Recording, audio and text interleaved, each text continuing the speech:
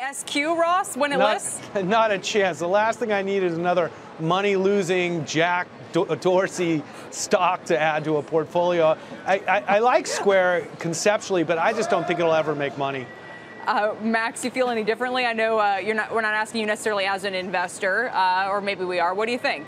So we do follow the company. I know it well. I followed it for a bunch of years. I think I wrote one of the first reports on it a few years back. Look, they've continuously wrestled with trying to make money. They seem to have not found the exact right recipe. They've kind of gotten into the lending business, so they have an interesting new rollout here. What they're really making money on these days is using the information they have about merchants to advance them capital at pretty high interest rates and then automatically repay themselves through the Square transactions that small businesses use. We do think that's a crowded space, but an interesting one with big margins. We think the company is going to try to reinvent itself again in an interesting way. And again, the buried lead here is, are we really going to see Mr. Dorsey run two companies, one in a roadshow and one in a turnaround? Never seen that before, and I have a feeling it isn't because folks aren't creative. I have a feeling we haven't seen that before because it's a terrible idea.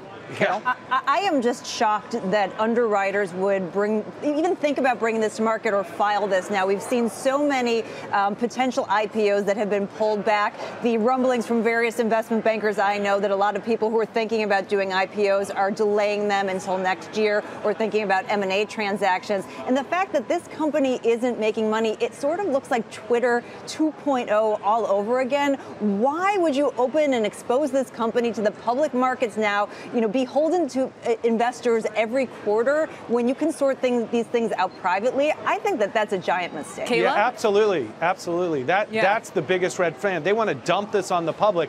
Public beware. Jack Dorsey can't run two companies. It's impossible to do. Please beware of this.